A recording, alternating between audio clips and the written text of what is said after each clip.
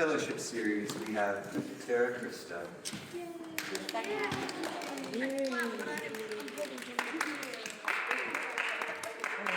haven't heard my presentation.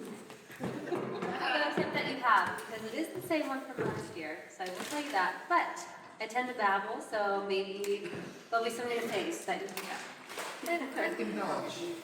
Yeah, sure. Thank you, Cindy. The middle way, nourishing the body and the soul during the great fast. Okay, so just to give us a little agenda for tonight, I won't take up too much of your time. I know it's the end of a long week, but this is a good and important topic. So we'll do a little introduction going over the basics of Orthodox fasting so we know what we're talking about here and that we all have the same understanding.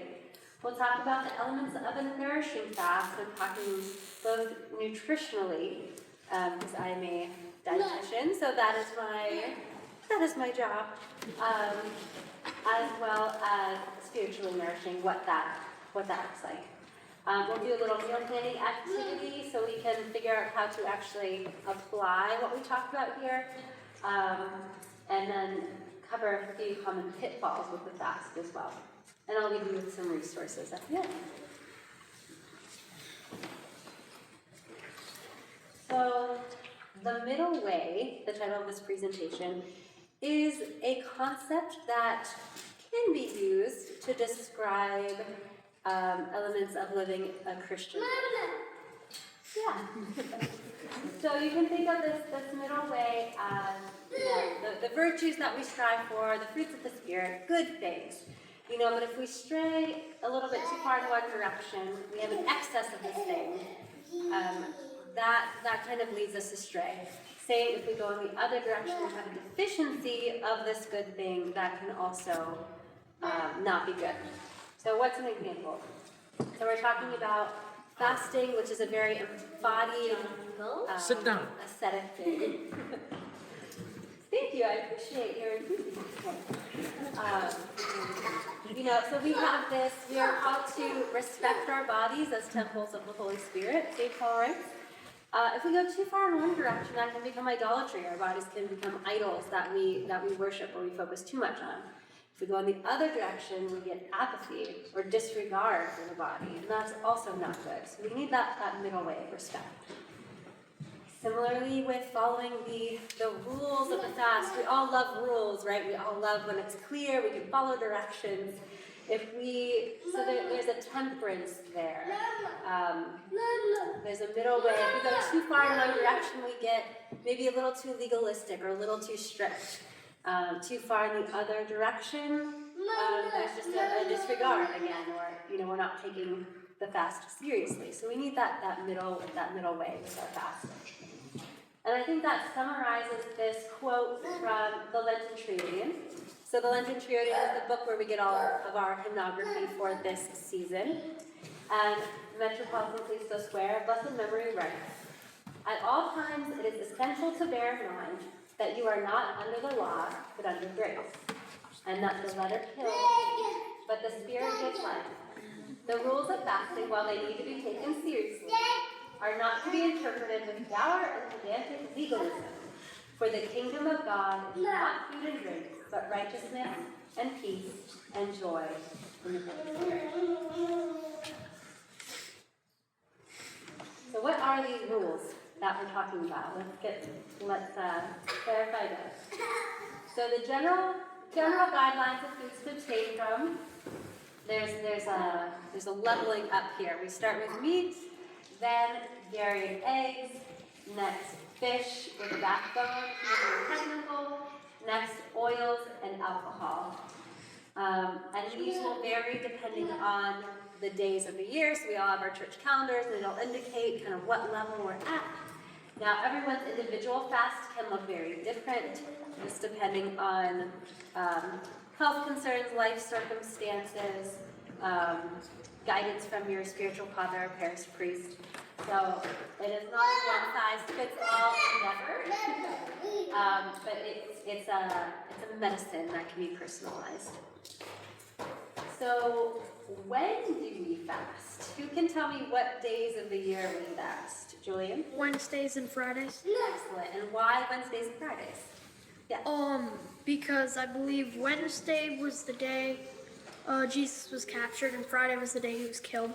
Yeah, Wednesday, the day of his betrayal, and Friday, the day of his crucifixion. That's great. And then we also have seasons of fasting throughout the year. How many seasons of fasting do we have? 4. 4. Can we name all 4? Julie?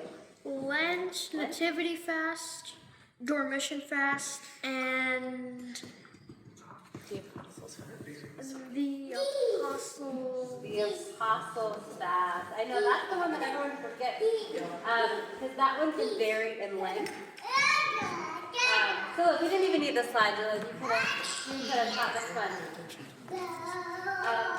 So each of these fasting seasons helps us to prepare, leads us to a feast. So Great Lent, the most important fasting season, here we are now, helps us prepare for Pascha.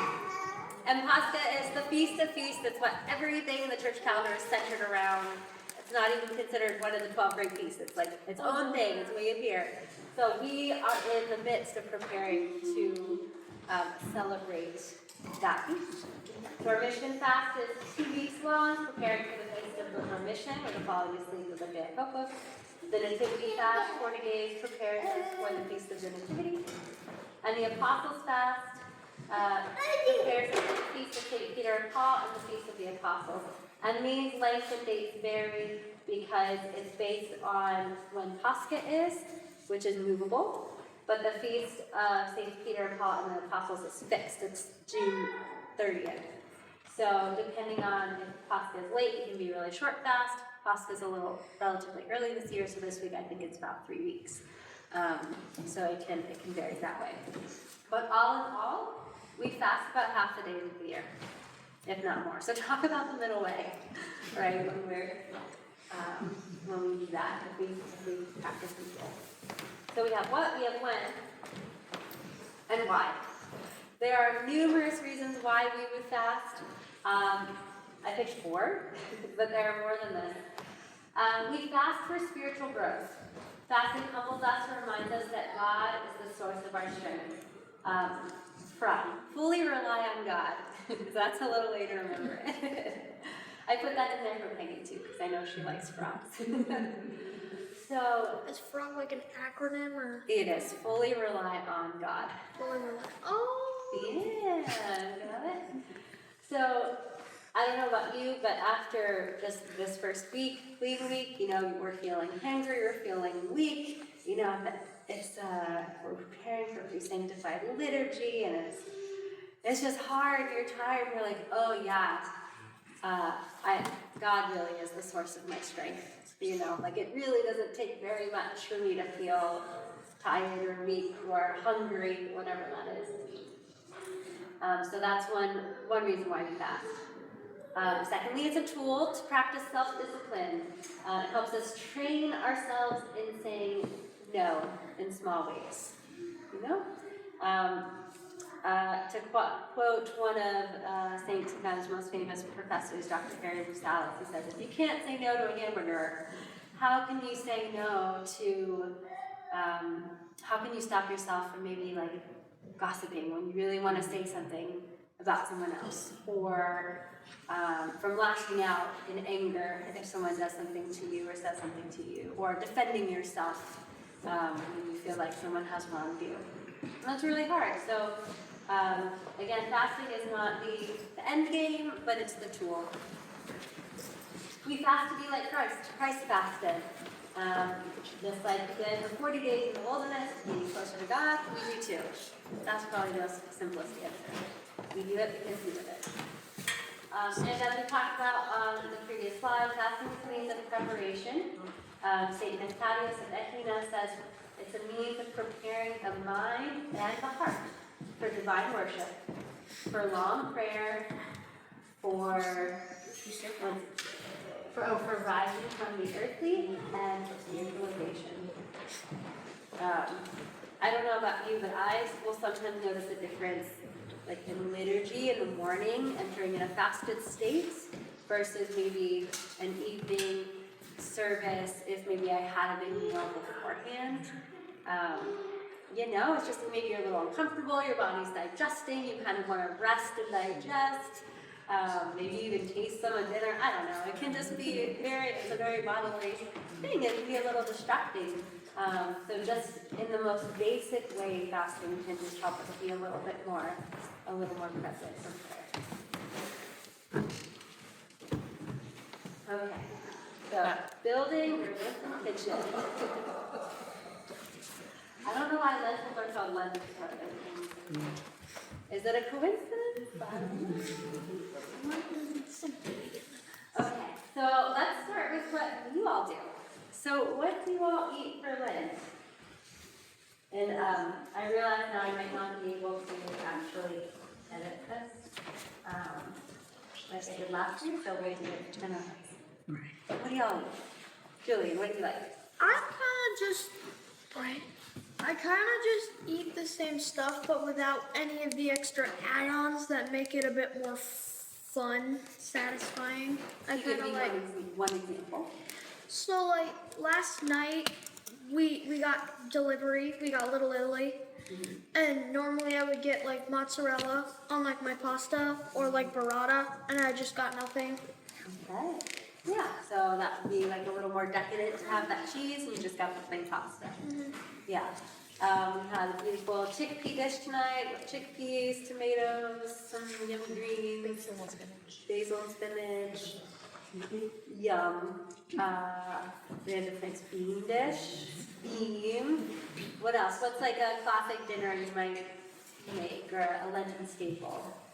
Sure, Nick. You might not even have dinner sometimes. You might just totally skip it. Oh, like a total fast. Yeah, that comes into play certainly when we talk about fasting in preparation for like an evening pre-sanctified, or once we get to Holy Week, there's some more, maybe there's some more skipped meals prescribed there.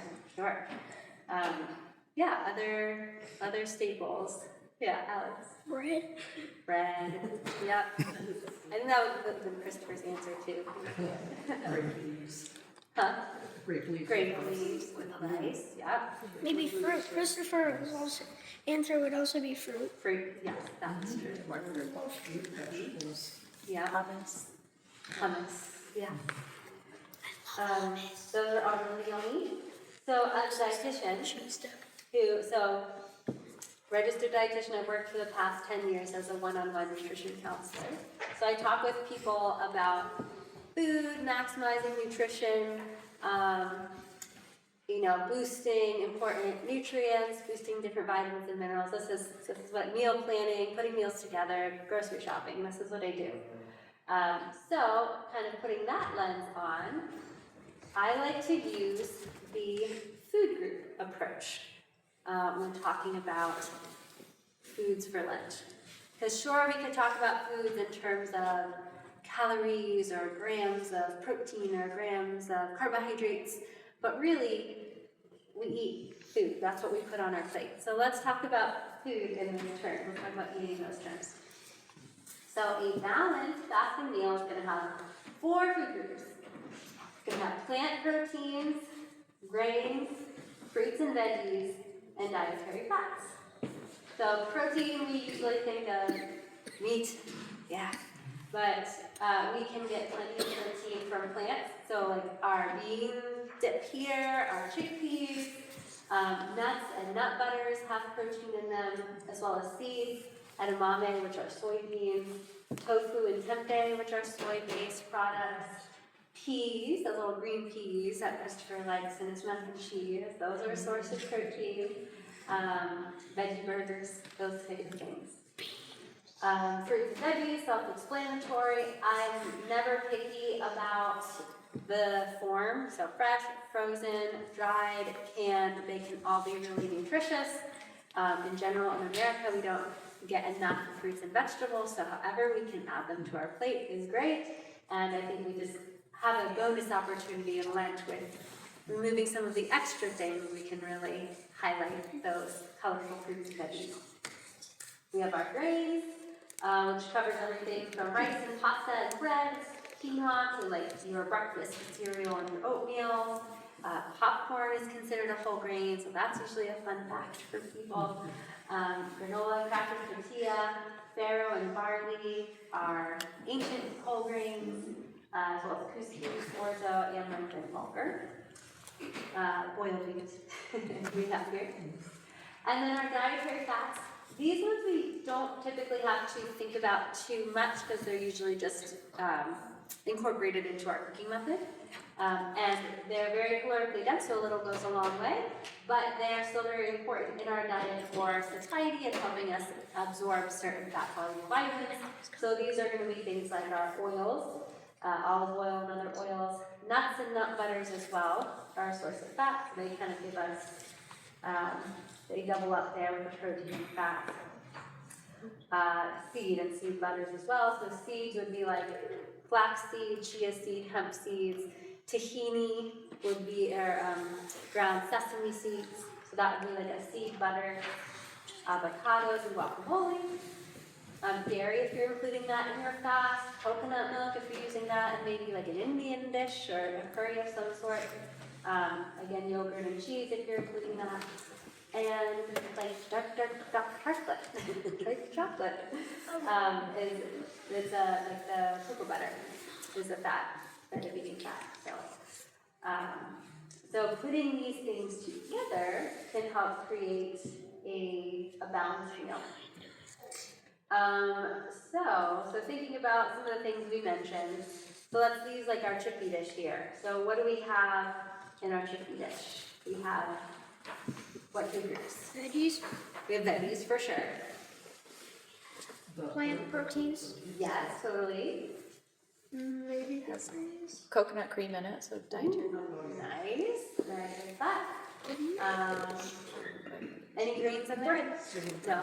But if we have like some chips, or we have a little side of bread, a little dipping thing, right? So food, right? So a lot of these things we can kind of put all into one. Just say we have veggie burgers for a really quick, simple meal, right? We've got our protein, put it on a bun, add there's some maybe peppers and onions to it, or maybe have a side salad or, steam in a bag, broccoli on the side, and maybe use some avocado, or maybe you put a little oil in the pan and make it. Maybe put a little cheese, right? So there you go. PB&J. No one mentioned that. I was surprised. That's kind of a staple once we get into the swing of things. Yeah, PB&J. Peanut butter. Get your protein and your fat. Grains with the bread, especially if you get a whole grain. That's a bonus. It's extra fiber. And then have it with some baby carrots or an apple. Jelly. Or, that's a stretch. Banana. Banana. Ooh, banana. Peanut butter banana. There we go. That's peanut butter, bananas, and jam. Yeah. So sometimes it's just about adding maybe just one other element, and that's a good favorite takeaway of mine is nutrition by addition. A lot of our nutrition messaging in the world is all about what to avoid and what to cut back on and what to replace, and we tend to really focus in on particular nutrients or particular ingredients, but really a healthy diet comes down to balance and variety, and this is what balance can look like when we're fasting, when we remove some of those other food groups. We want it to be easy, but again, to quote someone else, to quote one of Father's classmates from St. Tikhon's, Lent is about more than vegan butter. It's about more than just finding those vegan swaps, which nowadays is very easy because plant-based eating or vegan eating is very popular. So you'll even see a plant-based logo on a box of crackers, and it's like, well, I hope that these are vegan, but it's kind of the marketing of it, it's trendy, so people want to sell their stuff. So it can be really tempting to take out your magnifying glass when you're going shopping and looking, and your favorite salad dressing. Does it say may contain milk? You know, oh, is this fast friendly? You know, or I had a good friend once with her first year following the fast. This is what she was doing, and she was going down all the aisles, and she's like, Oreos are vegan, and like, amazing, you know? And they're going through their cupboards, and they're looking at all the ingredients. And then the second year, she came back to me, and she said, you know, it's like, that's not really what Lent is about, is it? Yeah, it's not about becoming so legalistic, right? That we're trying to follow the rule to the T, the letter of the law. But it's an opportunity to simplify, right? I have a cup of coffee here.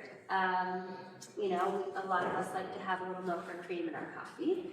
So an option at Lent is maybe to swap that cream with a vegan substitute, right? Which is gonna maybe have a lot more ingredients, you know, maybe a little more sugar or fillers to kind of make it taste like milk, right? It's trying to you know, trick us into thinking, yeah, it's just as good, but it's like even healthier because it's plant-based. Or another option is drink your coffee black, even if it's just on Fridays. You know, but it's that opportunity to say, you know what, Lord, thank you for coffee, and I'm going to not put cream in my coffee today. An Impossible Burger I have up here, these are also very trendy, just another example. Some of these taste very much like meat. They've done some magic, you know, that it's almost like you are eating meat, going through the Burger King drive-thru and getting an Impossible Whopper. For some people, this can be an important kind of bridge to fasting from no meat, if meat is a really, you know, big part of their diet. It can be, you know, an important morale booster, especially if you have kids. You know, I had a friend with 3 young boys, and she's like, we can't do lentils for 40 days. Like, we need a little bit of of fun. We need a little morale booster in there. You know, or kind of next step is to say, again, let's simplify. Let's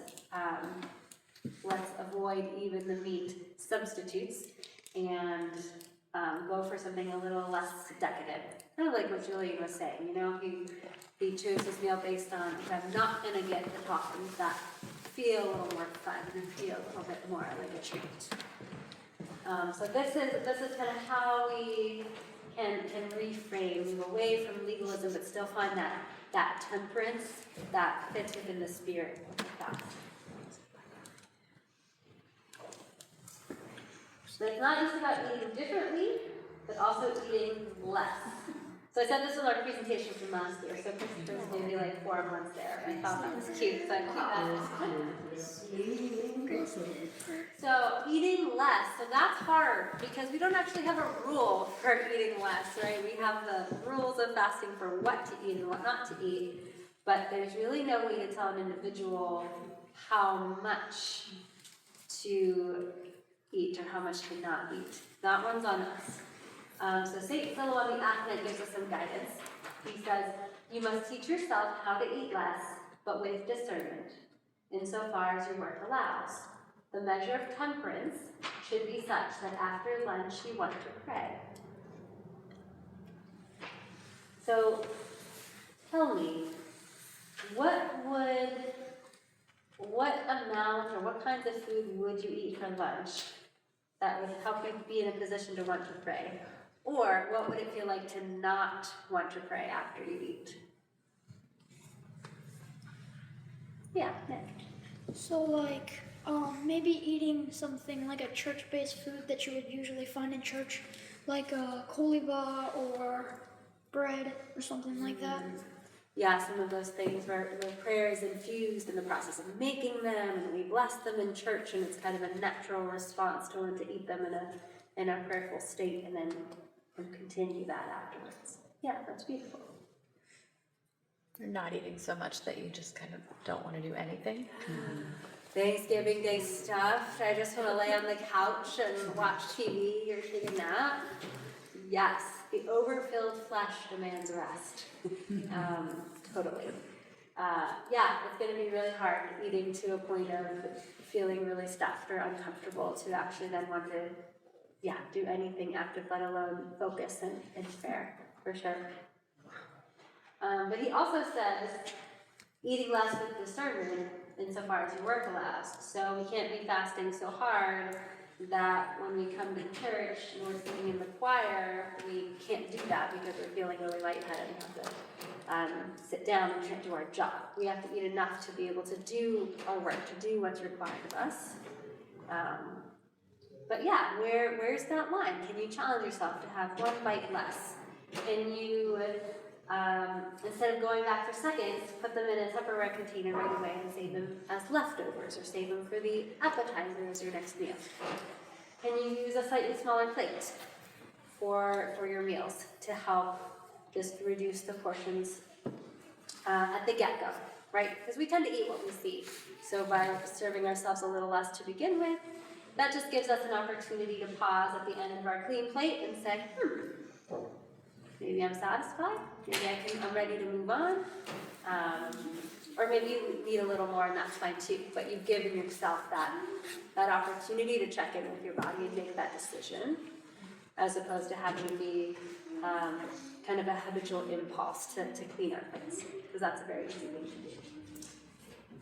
do. Chopsticks, this was a little tip that a fellow dietitian, Orthodox dietitian gave me. Unless you're super adept at eating with chopsticks, if you try eating some of your meals with those, that'll get you to slow down. Probably help you eat less, depending on how much you can get with one scoop. So just a fun little way to help us achieve that really hard goal of eating less. It's gonna, create, again, a little space, be a little barrier for that. And then I have a picture of baby Christopher up here because kids are really good at this. They don't typically eat past fullness. They just want to go and play. So they eat until they're satisfied, and then, what do? They start throwing their food. They say, "I'm all done," or they want to get down. So there's a natural, innate, embodied sense of hunger and fullness that we're born with, that we kind of naturally know when we're hungry and when we're satisfied. And as we grow up and as there's more and more effects and impacts on us, and we kind of get further and further away from embodiment and being able to actually sense those things, it can be harder. So Lent helps us to come back to that embodied state and come in tune, aligned mind, heart, and soul, or stomach. Sometimes the fathers will kind of link those two.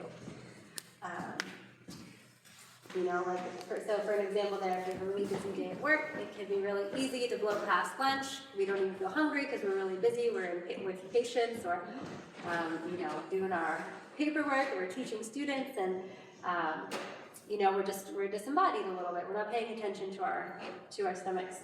But then we get home and we're like, oh my gosh, I am ravished. And we go through, we eat everything before dinner is ready because we're just really hungry. Whereas Lent gives us that opportunity to, when it's lunchtime, to sit down, check in, thank God for our food, and eat in a focused and embodied way, inviting Him to the table with us as we can. All right, so eating less is really hard, but it's a good strategy. All right, and then lastly, this is important too. Let's remember the publican and the Pharisee from a few weeks ago. St. Seraphim of Sarab says, sitting at meals, do not look and do not judge at how much anyone eats, but be attentive to yourself, nourishing your soul with prayer. Right? Wrong.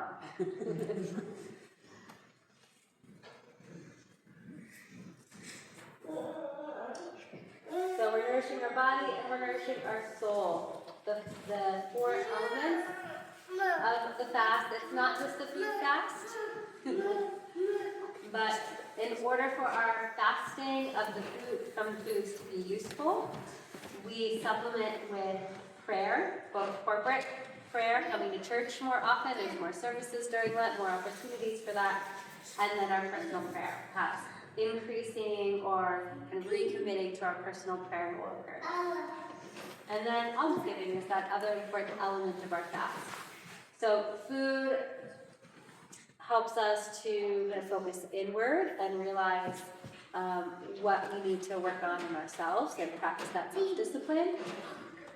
Almsgiving helps to now focus on our neighbor.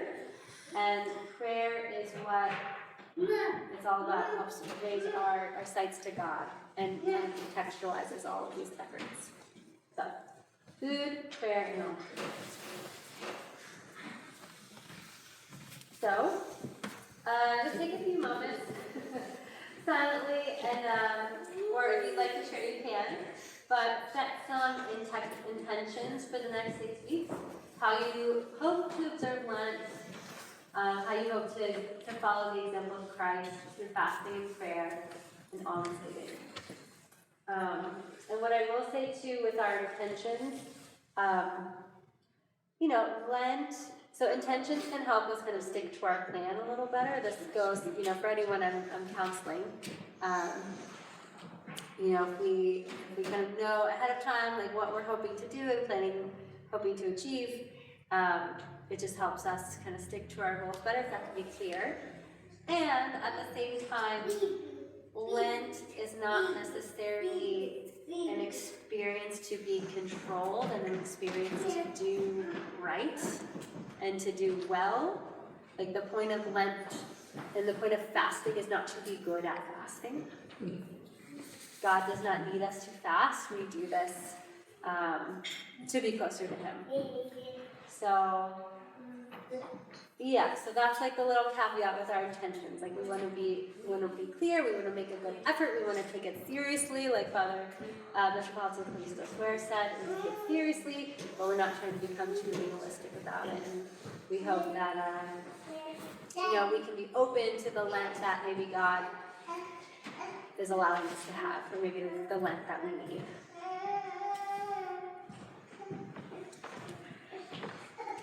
And I believe some of you already saw this, but I had to include it because it's a good one.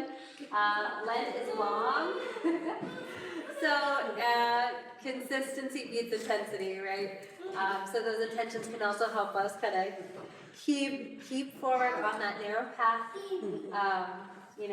Not get too far into despair.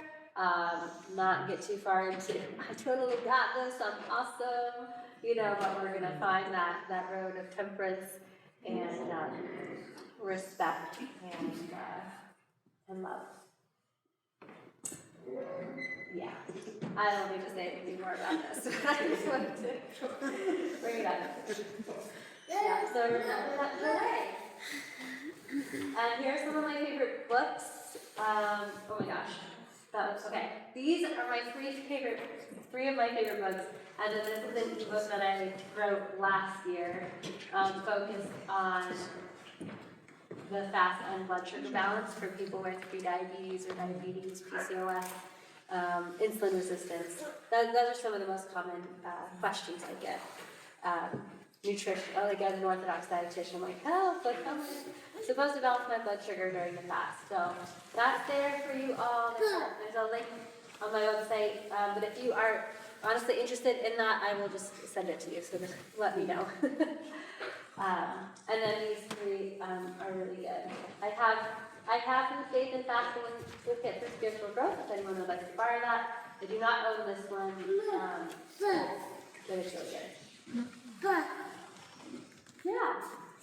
Questions, comments, thoughts, challenges.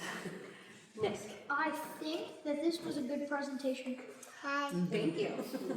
What did you like about it? What did you learn? The different kinds of 4 food groups that you can eat. There list them? And you can phone a friend. I'm putting you on the spot. Grain, fruits and vegetables, plant proteins, and dietary fibers. And dietary what? Fats. Yes. Thank you. Great job. Good job, brothers. Yeah. Any other questions or thoughts? Thank you also for hanging out so late. It's like always a miracle when technology works.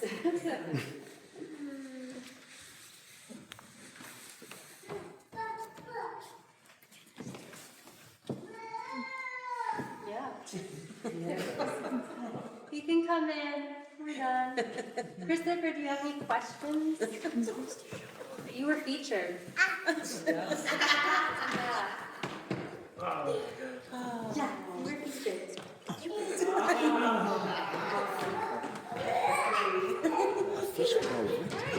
Well, thank you, everybody. What does it mean, like a fish without a backbone? So like shrimp Okay. and lobster, like mollusks, like that kind of category of seafood. Yeah, and it's an interesting history that I actually want to learn more about too. Yeah, so technically, like shrimp is considered a fast-friendly food, and I believe back in the day, it was kind of like it was a poor man's food. They were like the bottom feeders. So it's very different than like shrimp is expensive now, and like lobster is a fancy dish. So there is a good example of following the letter of the law versus the spirit of the law. So you'd be following the letter of the law if you had lobster. But maybe that's not necessarily following the spirit of the law, which is asking us to simplify our meals, spend less money on our food, spend less time in the kitchen so we can spend more time in prayer, coming to church. So that is fish without a back. Good question. Yeah.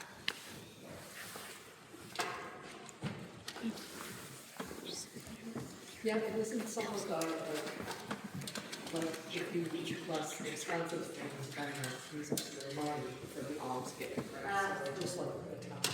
Absolutely. They all play into each other. So we the food, we make a big pot of soup for the week, kind of works through that during the week.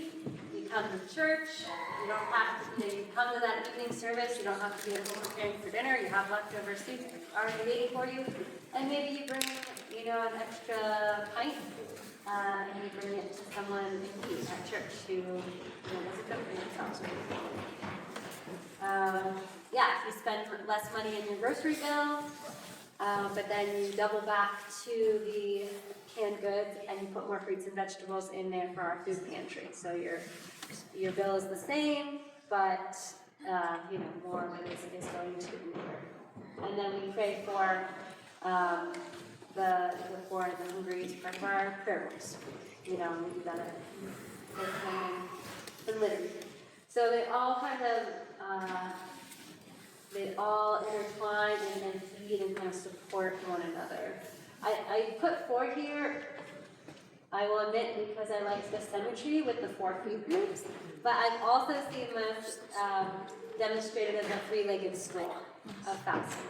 Food, almsgiving, and prayer, not necessarily separating out the corporate and personal prayer.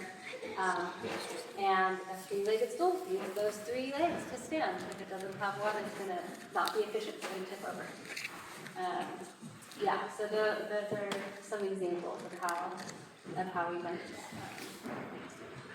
And how we may do that. Maybe you skip the coffee shop one in the mornings, and instead we bring those $5 to church, and we, give a little heftier candle donation than normal.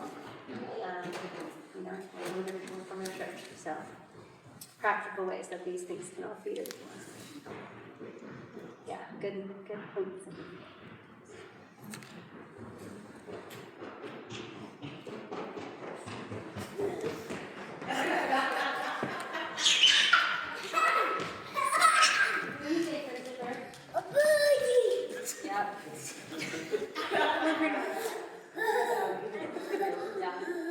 Careful, boy. Here, you're gonna like this. Christopher, who's that? Baby. Oh, look over there. Christopher, who's that? Yeah. Look. Christopher, look, buddy. Christopher.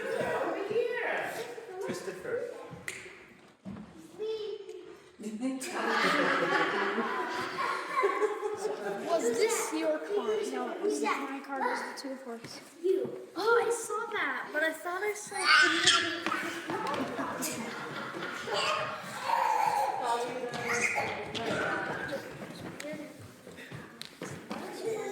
If you also have other questions that pop up, or you want to ask me any like personal questions related to your specific case, find me a coffee hour, come track me down. I like this stuff. This is my job, so I'm always happy to speak with any of you. Now, oysters and clams, are they fish about a bit? I think they technically are, yes. They're probably similar, conundrums. Just the letter of the law. Yeah. I mean, the cooking bugs are lobster and oysters. Yeah, aristocrats. So you could do locust and honey. Wait, yes, all right. That would certainly. Oh, we should do that for food, shouldn't we? Yeah. Fun. Yeah, I had a friend once who, she was pregnant during Lent. She wasn't fasting. And she was sitting down and she was having steak. And then they had like a side of vegetables and, her husband was there. He's trying to fast as best he can. And she goes, you know what would really make these veggies really good? Butter. And he's like, you're eating steak. You can have butter too. But I actually thought that was a really beautiful way of, keeping the spirit of the fast in a way that she could. Yes, she was having steak, which is a really nutrient-rich, important protein to have when you're growing another human. But you could forgo the butter and have thank you. Have your baby be a little less enticing, I think that's a good way to Yeah, he didn't good. Yeah. Thank you. Right. So what if it doesn't? We just do have. I'm assuming we have to. No, there was this. If it has what? Fasting. Hey, Pally. Can you say more? I swear, I literally wasn't. Well, I mean, there is a certain danger that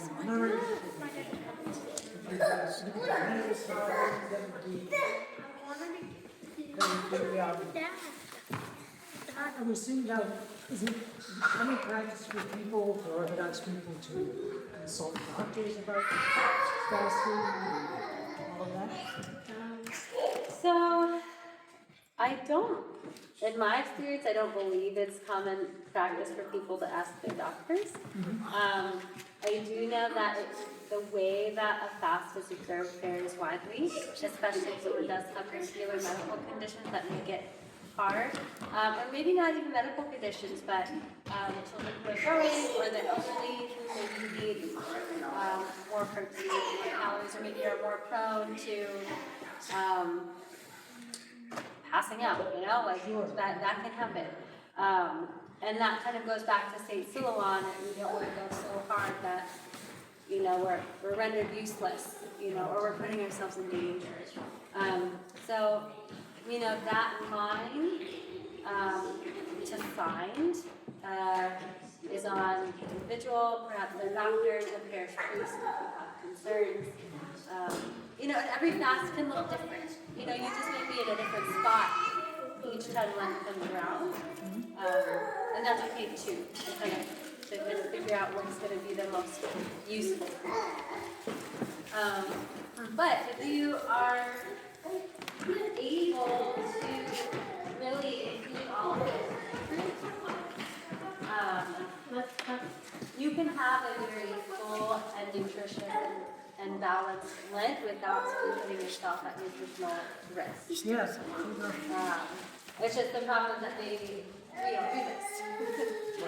You know, if I have one patient who her husband is Egyptian Orthodox, and she goes, he would be fine with pita and peanut butter for 40 days. She's like, I cannot do that, and some people are like that, and they're just, they do not need variety. They are just fine.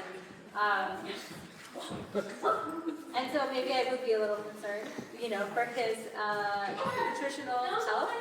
But, if he's a rapid young lad, then he's probably going to win. He's going to be okay, the body's going to bounce back. The fast is always followed by a feast. So this is never a permanent. And our bodies are really good at adapting, right? I think that's like, this is kind of funny, but maybe we might be fasting the same way, but we're experiencing it differently as we move through the 40 days. The first week might feel really hard because it's a really different change kind of all of a sudden. The week before we were feasting on cheese and cheesy dishes, and now we're eating lentil soup every night. Maybe eating very little. That's a really big change. Yes, we gotta get halfway. We gotta get into a rhythm of like, okay, like I'm feeling a little more comfortable with this little discomfort and hunger, a little hunger. So I think that's important too, to remember that our bodies adapt, we adapt. It's not just a bodily, physical thing, but we're psychosomatic. No. Okay. I think we're now putting the church in.